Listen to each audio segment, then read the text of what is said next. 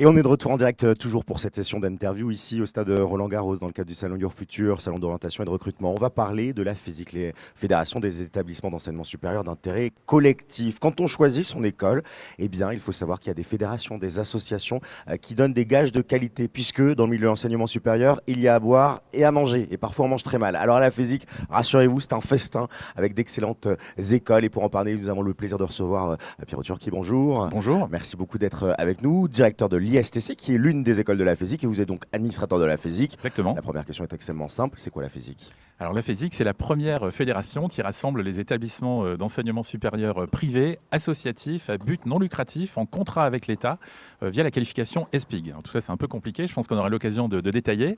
Cette fédération rassemble 30 grandes écoles réparties un peu partout sur les territoires français, des écoles d'ingénieurs, des écoles de management, des écoles d'art et de sciences humaines, qui allient en fait un impact fort sur leur territoire, qui allient également un engagement très fort au service de la formation de leurs étudiants et de l'insertion professionnelle de nos jeunes.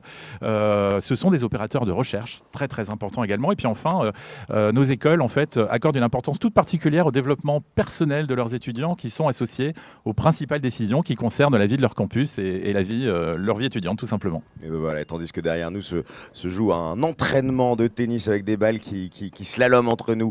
Quelles sont les différentes écoles que vous allez représenter ? Alors comme je viens de le dire, on représente 30 écoles d'intérêt collectif, des écoles d'ingénieurs. Elles sont au nombre de 18, 7 écoles de management, 5 écoles d'art et de sciences sociales, ce qui représente en tout à peu près 80 000 étudiants. Il y a chaque année environ 17 500 étudiants diplômés qui sortent de nos écoles avec des taux d'insertion professionnelle très très satisfaisants. Plus de la moitié de nos étudiants ont déjà une offre d'emploi sur leur bureau avant même leur diplomation. Et puis ce taux d'insertion monte à 93% à 6 mois après la diplomation.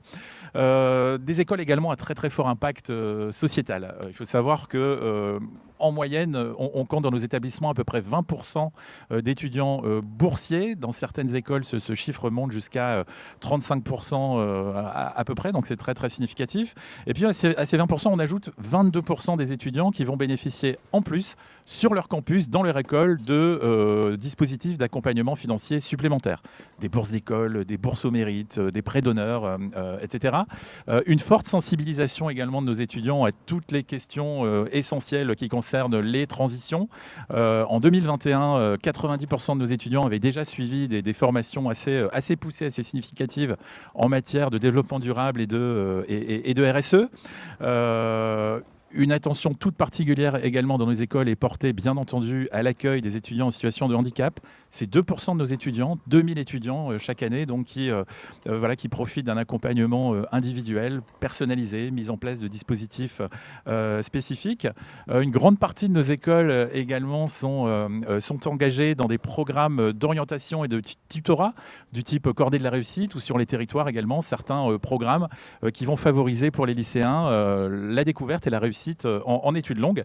Et puis, dernier élément très très important, la recherche. Les écoles de la FESIC sont des opérateurs de recherche et elles y consacrent en moyenne 11% de leur budget. C'est important. Vous l'avez dit tout à l'heure, il y a un sigle qu'on voit sur Parcoursup, les ESPIG, établissements d'enseignement supérieur d'intérêt général.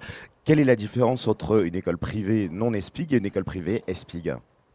Alors cette question, elle est intéressante. D'abord, les écoles ESPIG sont en contrat avec l'État. Donc le premier élément fondamental, c'est ça. L'ESPIG, c'est un contrat qui est passé entre nos écoles et l'État. À travers ce contrat, en fait, l'État va reconnaître aux établissements de la FESIC leur participation aux grandes missions de service public de l'enseignement supérieur et de la recherche. Ça passe également par une importance toute particulière qui est accordée à des notions comme l'ouverture sociale, le rayonnement de nos écoles sur le territoire national, international et notamment en Europe. Un opérateur de recherche et puis les établissements de la FESIC sont contrôlés par l'État, ce qui est un gage tout simplement de crédibilité et de qualité pour les formations. Donc la recherche notamment est évaluée par le HCERS, comme les grandes écoles publiques. Ça sert à quoi de choisir un établissement ESPIC pour faire ses études? Qu'est-ce que ça va apporter aux jeunes qui nous regardent aujourd'hui et qui voient ce label sur Parcoursup notamment? Alors déjà, c'est un modèle qui est efficace et qui est pertinent. C'est une garantie de qualité, puisque je le disais, non seulement on est en contrat avec l'État, mais qu'est-ce que ça veut dire? Ça veut dire aussi que nos diplômes sont reconnus. Ce sont des diplômes d'État, habilités à délivrer le Grand Master et ou un visa, les deux pour la plupart. Des taux d'employabilité très importants, j'en ai parlé tout à l'heure. Des réseaux d'alumni, des réseaux de diplômés qui sont très très attachés à leur école et qui donc agissent en soutien au quotidien de leur établissement. Les établissements de la physique ont également un lien très fort avec les entreprises de leur territoire et puis couvrent un domaine d'enseignement tellement vaste, je veux dire qu'il est totalement en lien avec les besoins actuels du marché, les besoins actuels des entreprises. Et puis un engagement très très fort de la part de nos écoles. C'est le choix d'un modèle non lucratif, donc une gestion désintéressée pour garantir la réussite de nos jeunes. Pour le dire clairement, en fait, nos gouvernants sont désintéressés, il n'y a pas d'actionnaires, donc il n'y a pas de dividendes à verser à des actionnaires, par exemple, dans nos écoles. Un dernier mot pour celles et ceux qui nous regardent, qui hésitent. Est-ce que je vais en école privée, publique? Est-ce que je prends ESPIC, pas ESPIC? Qu'est-ce que vous avez envie de leur dire? Je le répète, les écoles de la physique offrent un gage de qualité. Les diplômes ont de la valeur. Nos écoles sont contrôlées par la CTI, par la CEFDG, par le HCERS. Donc tout ça, ce sont des gages de qualité. Et puis l'offre de formation, elle est pléthorique. Et donc l'un de nos objectifs fondamentaux, c'est d'aider les familles tout simplement à s'y retrouver dans ce brouhaha. Et puis éviter certaines déconvenues. Vous l'avez dit tout à l'heure, il y a à boire et à manger. Parfois, on ne mange pas très bien. Certaines familles, malheureusement, paient des fortunes pour finalement rejoindre des écoles qui sont pas diplômantes. Donc à la physique, on est à l'abri de tout ça. Et donc on attend les étudiants avec impatience. Merci Pierrot Turki pour toutes ces informations sur la physique. Vous pouvez également voir toutes les informations sur le site internet de mémoire c'est physique.org Tout à fait. pour retrouver notamment les établissements, la carte. Merci d'avoir été avec nous. Merci à vous de nous avoir suivis.